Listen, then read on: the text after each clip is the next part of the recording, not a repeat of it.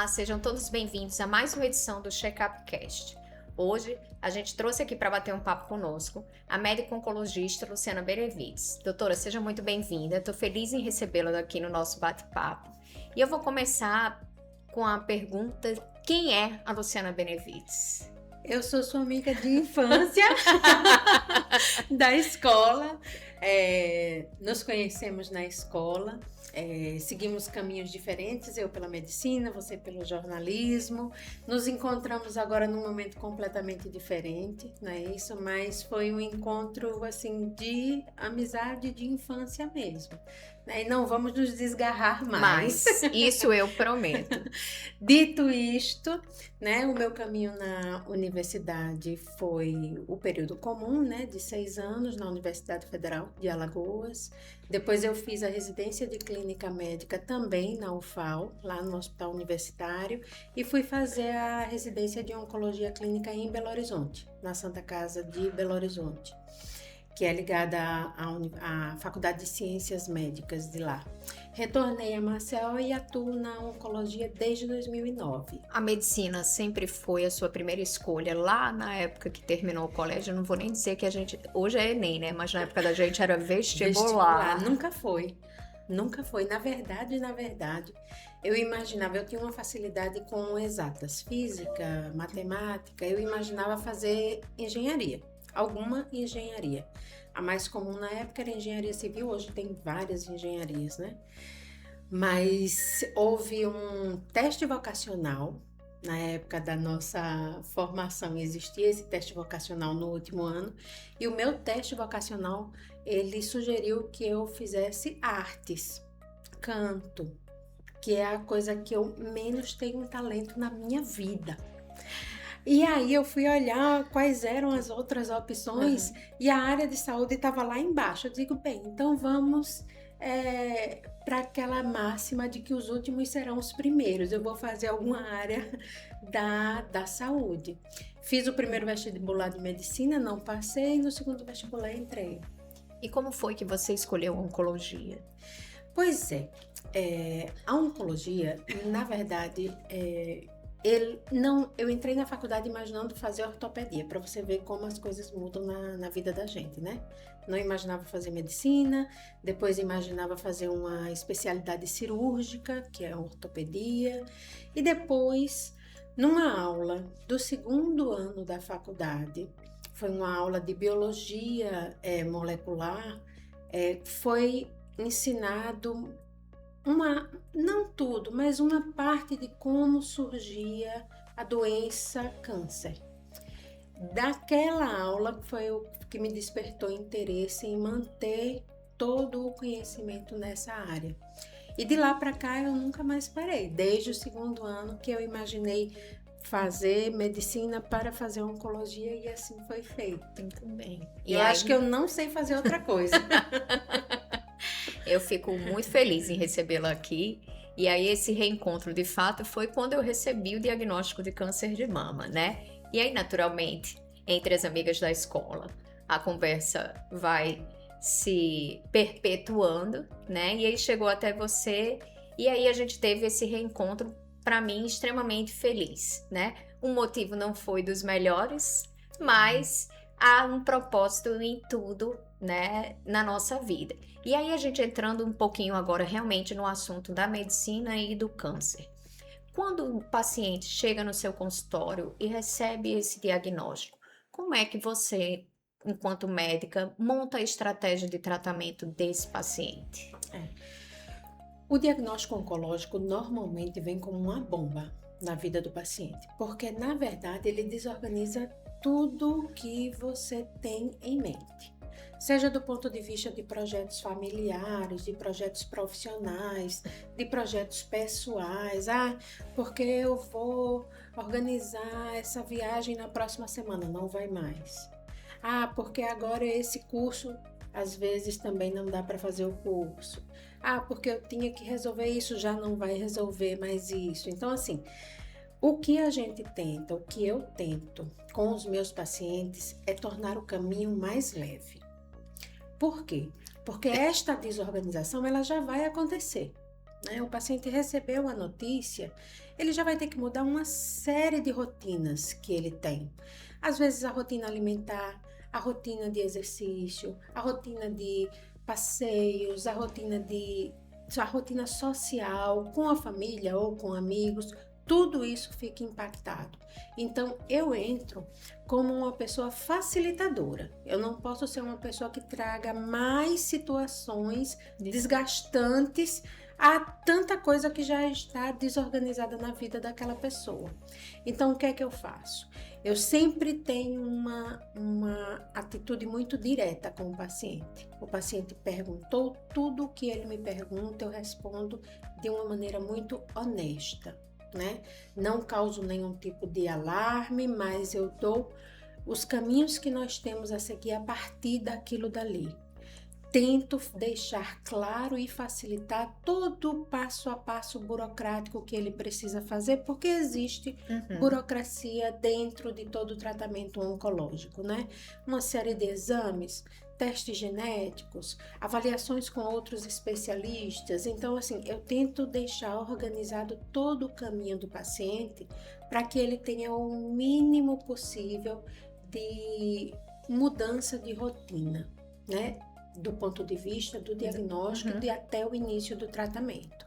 No início do tratamento, qual é o meu principal papel? É acompanhar para que aquele tratamento, que porventura tem efeitos colaterais, altere o mínimo a qualidade de vida do paciente. Porque o tratamento ele tem que vir como um fator agregador de saúde. E por vezes, por conta da toxicidade do tratamento, ele termina estragando a qualidade de vida do paciente. O paciente passa mal, o paciente sente mais náusea, tem vômito, tem muita fadiga. Fadiga é o principal efeito colateral do tratamento oncológico. No meu caso em específico, né, quando eu recebi o diagnóstico, eu comecei com a quimioterapia e aí a explicação que eu recebi da minha mastologista foi porque o nódulo estava num tamanho grande, não era possível naquele momento fazer a cirurgia, então tinha que começar com a quimioterapia. Então essa estratégia, ela é montada conforme o que você recebe.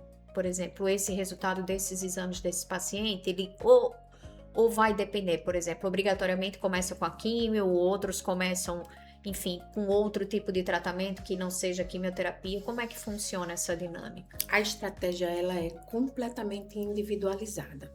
Vamos falar do câncer de mama. Então, por exemplo, quando nós podemos ter 3 mulheres aqui conversando e as 3 comentarem: nossa, eu faço tratamento de câncer de mama. A segunda eu também, a terceira eu também. E aí, a primeira pode dizer: eu estou fazendo quimioterapia para depois operar. E a outra paciente falar: nossa, que estranho, eu operei para depois fazer quimioterapia. E a outra falar: como assim quimioterapia? Nem quimioterapia eu precisei fazer. Então, assim, na verdade, precisa existir uma individualização. Décadas atrás, o tratamento de câncer de mama era operar o máximo possível. O máximo possível no início do tratamento de câncer de mama era retirar a pele da mama, a glândula mamária, a musculatura e deixar praticamente as costelas.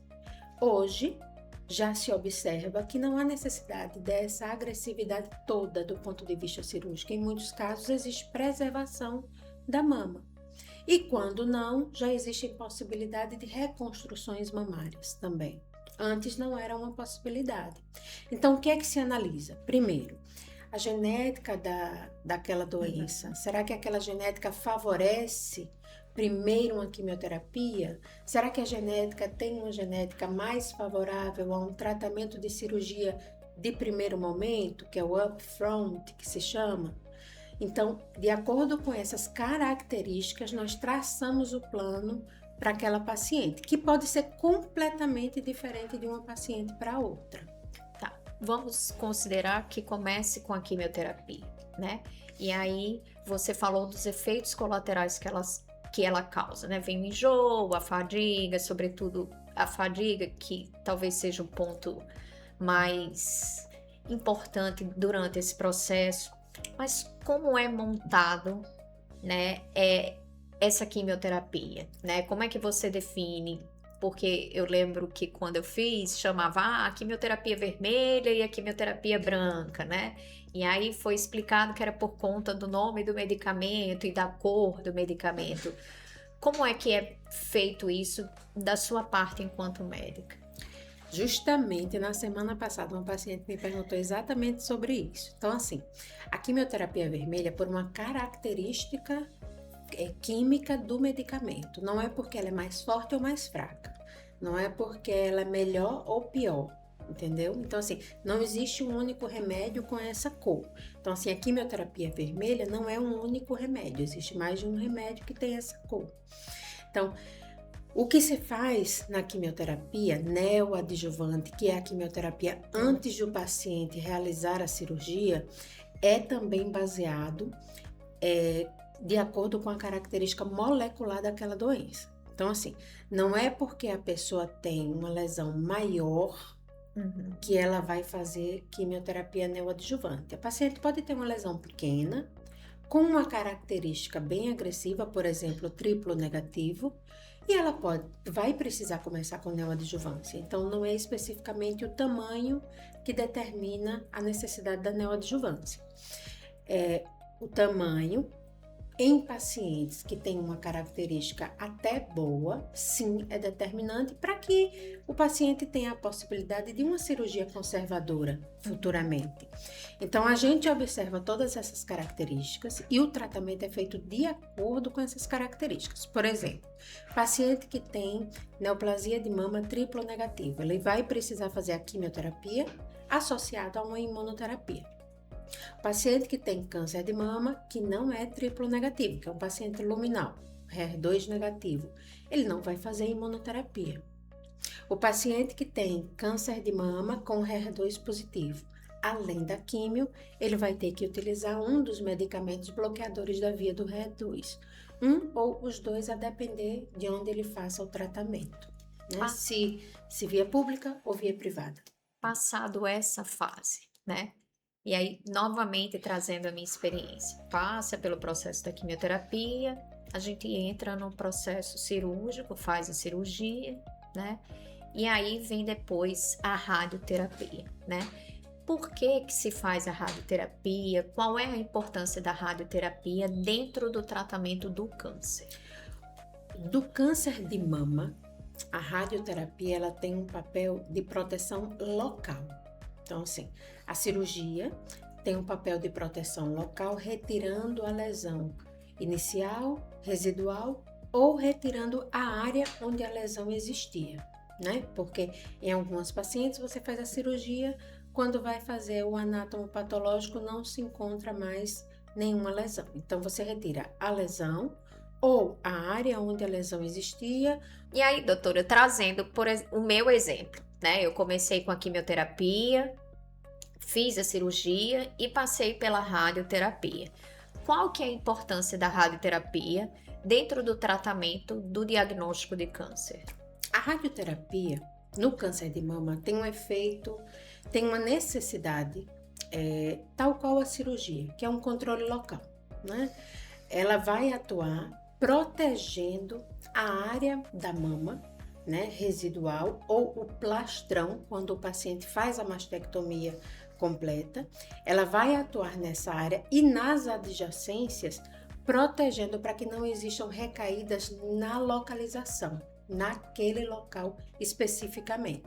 Então, a radioterapia, diferente da químio, não tem uma ação sistêmica, não é para o corpo todo, é para a área. A região local. Isso. Para o local, isso independente da questão. Por exemplo, no caso, a gente falou aqui do caso do câncer de mama. Independente mas do tipo se for de outro câncer. tipo de câncer, ele também vai fazer a ação local. Exato. A radioterapia tem uma ação localizada. Então, por exemplo, você consegue usar radioterapia em várias outras doenças, mas uma das características principais é que a região onde você precisa irradiar, ela tem que ser imóvel. Então, assim, você consegue fazer a radioterapia para a região de cabeça e pescoço. Como é que você faz isso? Você faz uma máscara exclusiva para o paciente, que é um parece aquelas cadeiras de telinha, entendeu? Parece com aquilo dali, você faz a máscara exclusiva, você prende a máscara no leito, na maca onde o paciente fica para fazer a radioterapia, e a irradiação fica sendo feita exatamente no mesmo lugar ao longo dos dias. Consegue ser feito para a próstata, consegue ser feito para mama, mas, por exemplo, não é interessante fazer no intestino. Por quê? Porque existe um movimento peristáltico que você não consegue parar, entendeu? Então, assim, não dá para num dia, porque a radioterapia é feita em dias sequenciais. Então, não dá para você programar que vai irradiar aquela localização hoje e garantir que amanhã a mesma localização do raio vai atingir o mesmo lugar, porque há mobilização. Quem determina ou quem define as quantidades de sessões de radioterapia? É o médico oncologista ou é o médico radiologista? Não, o médico radioterapeuta. Radioterapeuta. Ele faz toda a análise do paciente e, de acordo com a necessidade, ele determina o nível de radiação, a localização da radiação e a quantidade de dias, que é chamado de fracionamento. Qual o fracionamento necessário para o tratamento daquele paciente? Normalmente se determina uma dose e você fraciona aquela dose em X dias para que o tratamento seja concluído. Quais são os riscos ou os efeitos que a radioterapia traz para os pacientes? De uma maneira assim bem vulgar falando, né, os pacientes reclamam muito que a radioterapia queima, né? Na verdade é uma queimadura diferente de uma queimadura solar, de uma queimadura de fogo. Existe o que a gente chama de radiodermite, né? Que é uma ação residual da radioterapia na região de pele. De fato, a pele fica sensível, fica mais escurecida, precisa que você tenha cuidado com hidratações, com cremes, com óleos, para poder que aquela pele não fique tão machucada.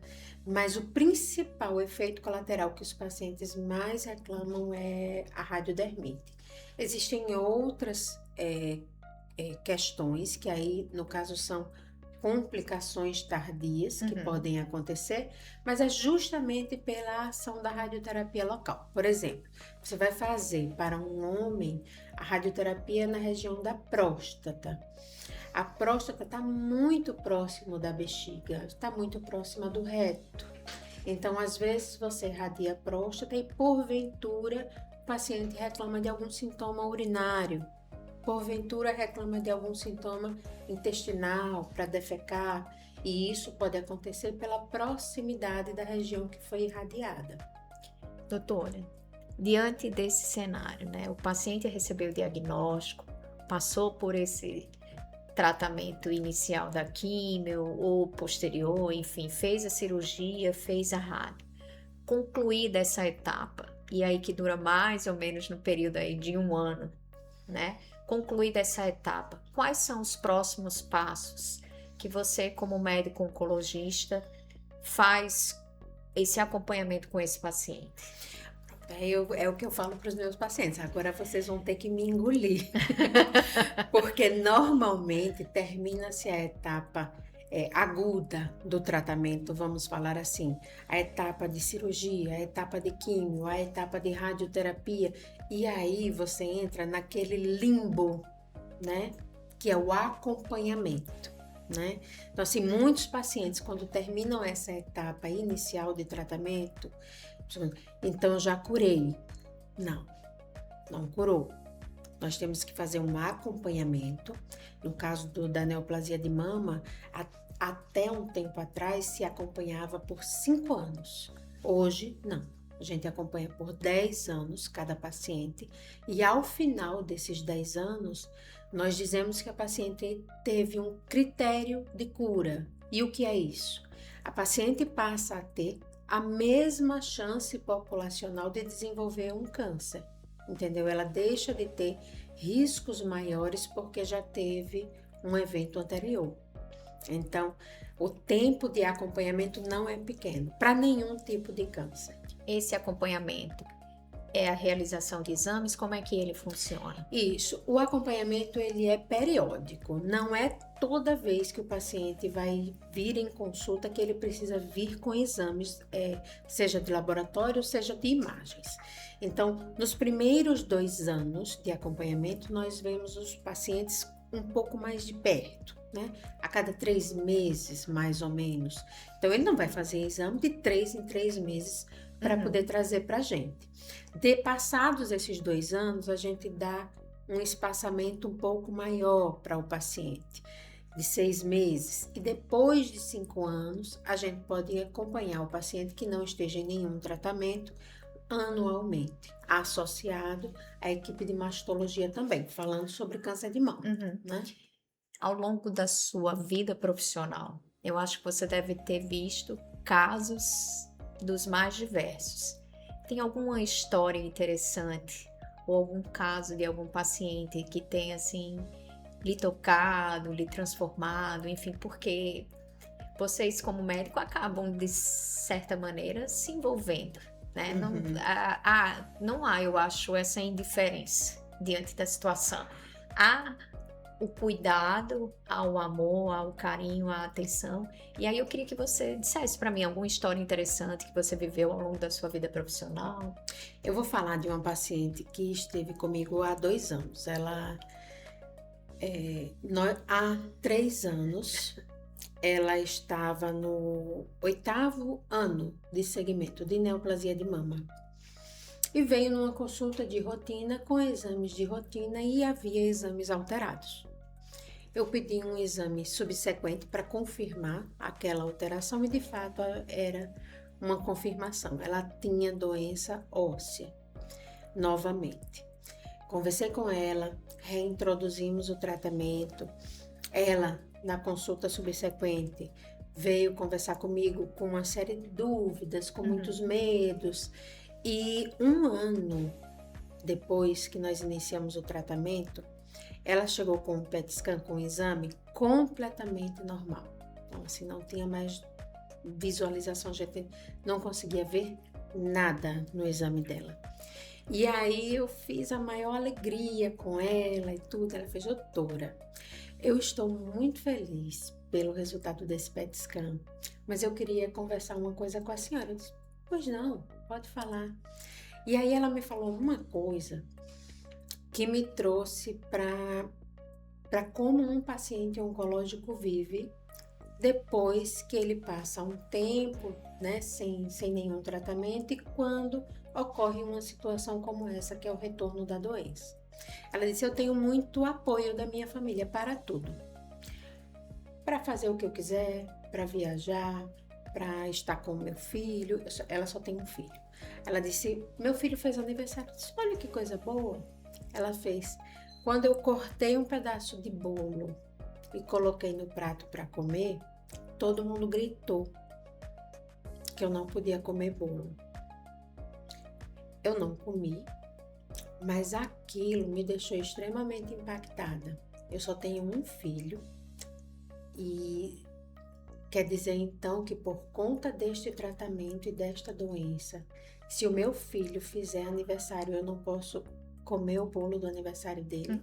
E se eu escolher comer o bolo no meu aniversário e no aniversário dele 2 vezes por ano? Isso é o que vai definir se a doença vai progredir ou não. Eu vou morrer se acontecer isso. E aí isso me tocou muito, porque os pacientes oncológicos, eles têm muitas restrições, né?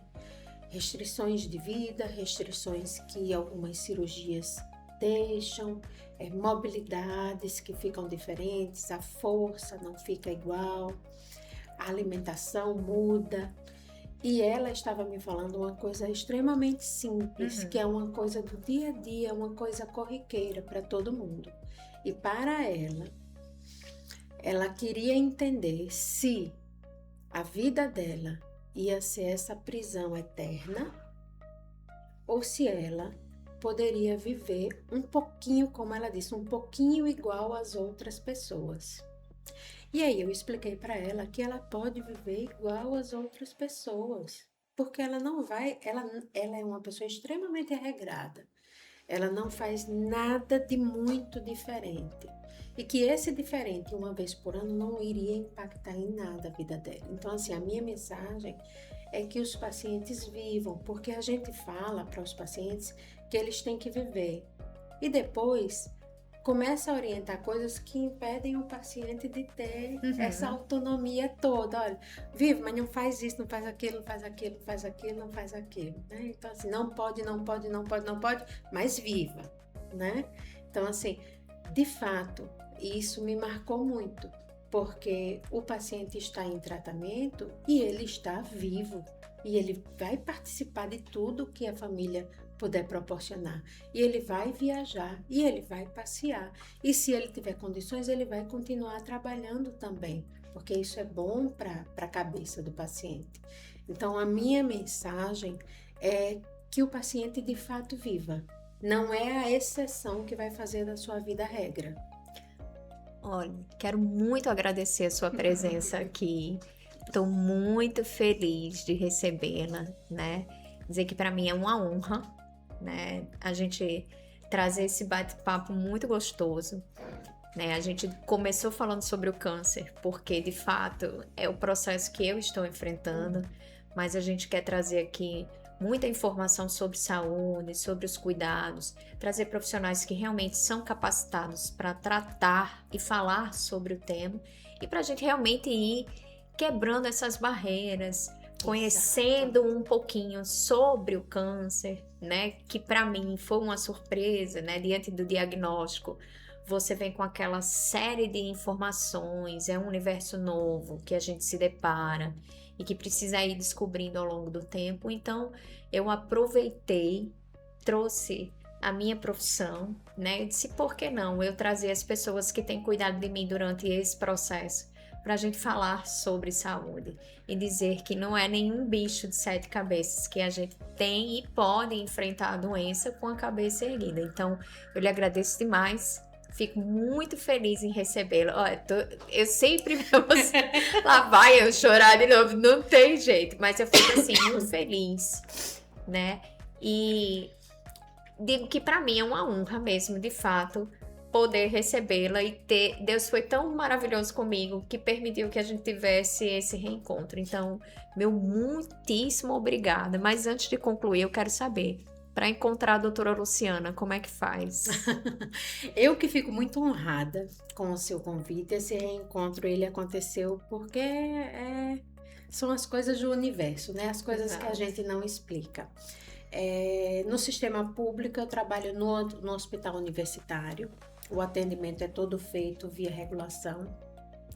E no sistema privado, eu trabalho na Redidol, no Hospital Arthur Ramos. Toda semana eu estou por lá. E o arroba da doutora Luciana? Tem alguma dica de saúde aí para o pessoal seguir? Arroba doutora Luciana Benevides. Não sou muito ativa nas redes sociais, mas tem algum conteúdo lá sim. Muito bem, gente. Muito obrigada. Continue nos acompanhando na nossa rede social, aqui no nosso canal. Vai lá, curte, comenta, compartilha. Traz a sua sugestão de pauta. Um beijo a todos e até a próxima edição.